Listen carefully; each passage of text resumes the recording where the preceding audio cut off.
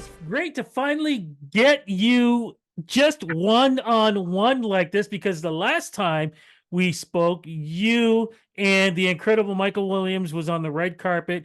It was Yeah, Canada's Walk of Fame. We were celebrating the artists from the Canadian artists from the 80s. And then even before that, it was the big party, Electric Circus, that was happening, a big celebration and right. giving back. And I could not get near you because the queen was swarmed by her peers. How does it feel knowing you are so loved and revered for what you've done for this industry, what you've done for music, what you did for music video, what you've done for women in this industry because you were one of the first? How does it feel being that much of an icon? Okay, you know what? First of all, I don't think I'm that much of an icon, but you know what? I think to be um, just to be thought of in a positive way and to get respect from people is it's something that you really cannot you can't describe actually how great it feels. Rudy, to be honest, when people talk about much music, when they talk about Electric Circus, when they talk about the different ways that the show resonated with them. Um, it's a great feeling. It is. I'm not going to lie. That being said, Electric Circus was very much a team. There was a huge team around that show that really believed in the show. And I think a big part of EC was the fact that it was so interactive. So it feels great to be thought of in such a positive way, you know? Before we get into a little bit of the history, and I know like I don't want to take a lot of your time, I want to get right into it because you're coming to Toronto. You're coming back to Yes, I Toronto. am. Big party. It's I consider it the second party because I was at the first one, if I could call it the Yeah. first one. But another one is happening. What is going on? Okay, well, it's going to be elevated, it's going to be escalated, it's going to go right through the roof. I think we did the 35th anniversary at Lavelle last September, and I think we were surprised at how, like, we thought it would do well. We were shocked at the ripple effect it had. In all honesty, there were so many people who were like, why didn't I? Why wasn't I? And I think what happens when you first kind of venture out there like this, um, people go, well, let's see how it goes. Let's see what happens. But it was a vibe. Rudy, it was a vibe. And so I think it's only going to be better this time. It's on May 24th. It's the perfect setting because it's like looking at the city of Toronto. CN Tower's there. There's pools, there's risers, there's go-go dancers. Like it's the EC vibe. It definitely is. And do you remember who's hosting it this time around? I'm trying to remember. Me. It's you. No, but I mean, there's a female rapper who's supposed to be there also. Oh, no, no, no, no, no. Hey, listen, Mishi Me, the queen, Yes. she is not hosting it. She is No. performing live. Ah. Yes, yes. And she doesn't do a lot of gigs No. uh, here. It's a very special thing to have her. And like it's the one, it's the only, it's Mishi Me. I can't wait. I cannot wait to see her.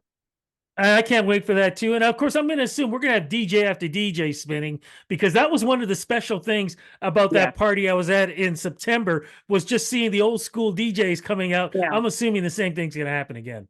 Okay, so the whole thing about EC is that we recognized and we, gave props to DJs way before anybody else did. Like Yeah. way before, Calvin Harris and whoever else, all the pop DJs, I call them. There was Frankie Knuckles, there was Yeah. Junior Vasquez. These were real DJs who were stars of clubs, stars of dance floors in Chicago, in New York, in Miami, in Toronto. And so we celebrated DJs and we celebrated local, fantastic DJs who didn't get the exposure. So every show we had a set where they just got to play what they want to play, do what they want to do their thing. And we have some of the best of the best of EC. They are all going to be there. So we have DJ Bruno, we have Nick Fiorucci, we have Tricky. Yes. And we have, Yes. yes, then we have MC Flipside. So it's gonna be really, it's just gonna be like like EC never stopped, like EC never ended. That's literally And how it feels. and it never has ended. You know, it's funny because I remember a good family friend, JC, spun during the original Circus, and my brother helped him out too. Oh So yeah? they're both on television, and that's how great this show was because I grew up watching American Bandstand. I grew up watching Soul Train. I Yeah. grew up watching the original Boogie, Yeah. the Yeah. I didn't see that one.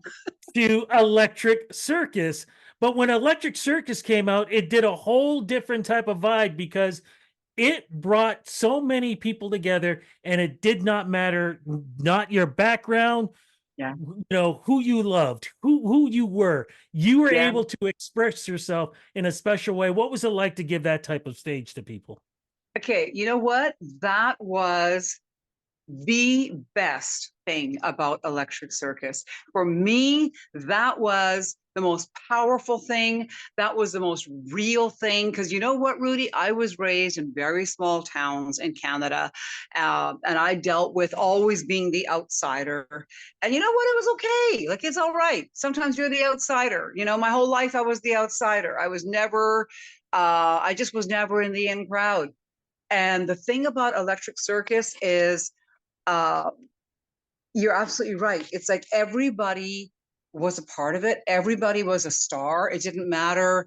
Like basically, it was about your attitude.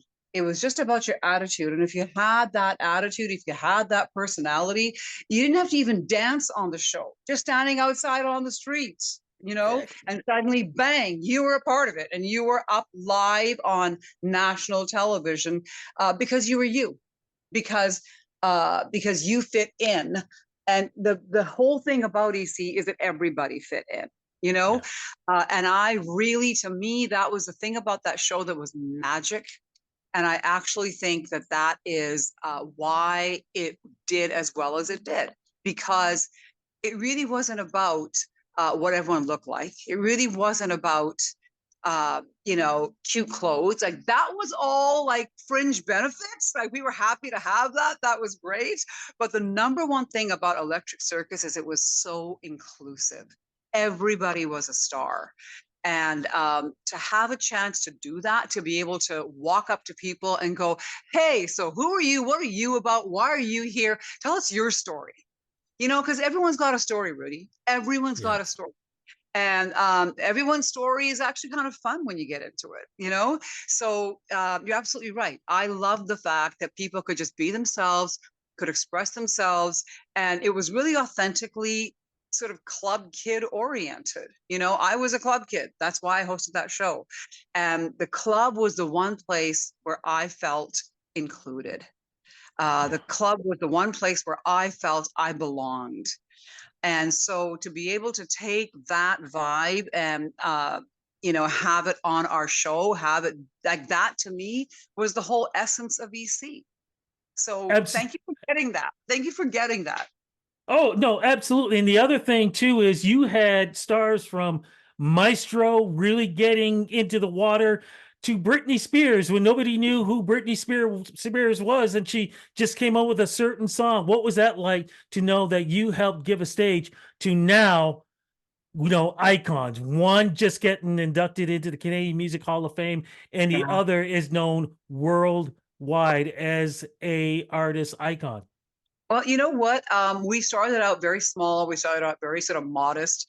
And it was really important to us to give Canadians a platform. It was really important to us that we had the Dream Warriors, and we had Mishi Me, and we had John James, and we had Candy. We had a wide array of Canadian artists because Canadian artists should be celebrated and Yeah. were celebrated, and dance artists and hip hop artists. And then because that went well, we ended up with the Naughty by Natures, with the Black Sheep, with, you know, Britney Spears, with Aqua, with all, you know, the big guys. And some of them were huge when they were on, Rudy. They were huge. But the reason that show succeeded is week to week, again, It was Canadian, it was local, it was about everybody getting the same attention. And so the payoff was it created this energy, it created this vibe where, yeah, the big guns wanted to come on too. And that was totally cool. We had sports stars on. I don't know if you recall, but we had like Lennox Lewis. Yes. Yes, we had the Rocket from the Argos. Like we had sports stars coming on because it was just about the vibe. It wasn't limited to music. It was about the fact that it was like going out to a club and socializing and meeting all kinds of people, you know, meeting all kinds of people who were out to have a good time. And so that translated into so many different genres of both performers and people and audience. And so, you know, that was the whole thing about EC, I think. You weren't limited. You weren't limited also to location, because one of the big special shows that you guys would do, Yeah. Canada's Wonderland, Yes. massive. I was backstage to interview Brandy Oh, earlier that day when she wow. was just a young kid, and her mom was there too, and her mom was watching me, making sure you asked the right questions. And then that night, massive, massive night.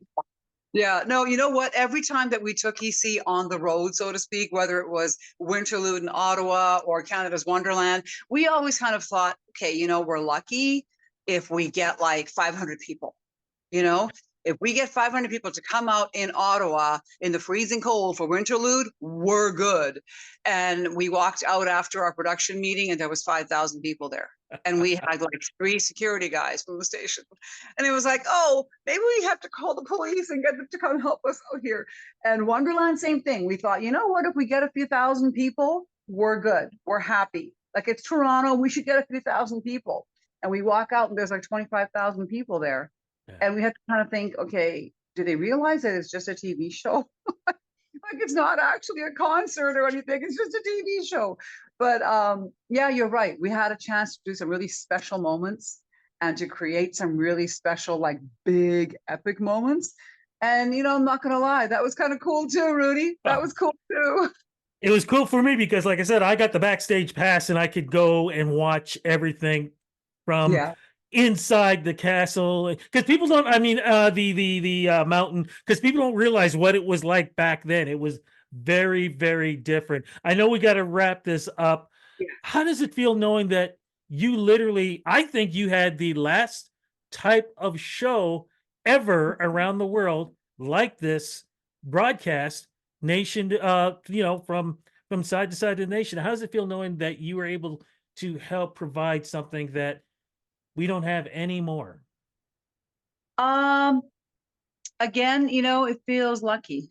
Feel Yeah. very, very fortunate to have been a part of that, to have worked with people like Sharon Cavanaugh, like Joel Goldberg, like Mike Rudolph, like George Lagajanis. Like it was so cool to have a team of people who just believed in this show, and then it kind of took on a life of its own, and it created this moment every week. I feel very lucky. I feel very grateful, and I know that all of us who worked at Much, I call us like we're almost like unicorns. Like, Yeah. did that even happen? Did we actually exist? Did that? It's like a dream because it was that good. You know, it was that much fun. It was that much energy. Everything was live. Whatever happened, did happen. The good, the bad, the ugly. You just made it work. You just moved on and you made it work. And to have been a part of that under Moses Neimer's incredible vision. Absolutely. It's just, I tell you, I have huge respect for him because no one's been able to duplicate it. And I don't think anybody ever will. I don't think anybody ever will because it was about everything happening live, nothing contrived, and it was about energy. And I haven't seen anything quite like it since. So I feel very lucky. I feel very fortunate. And I feel lucky to be talking to you today about it. Oh no, it was a big part of my life also. I'm just curious, is George and is Moses going to be there? at the You big know what? party? They were there last fall. Yeah. So I think we're going to give them a break on this one, but there are going to be Okay. other special guests there. Is all Ah, say. There will be again that old school vibe. yeah. So come on out and enjoy it, have fun, and it's like it never ended, like EC forever. What can I say? Symbol of excellence right behind us. Absolutely. Monica, thank you again for this interview. Thank you for what you did for Canadian broadcasting, and thank you for keeping the party alive. Rudy, thank you. Take care.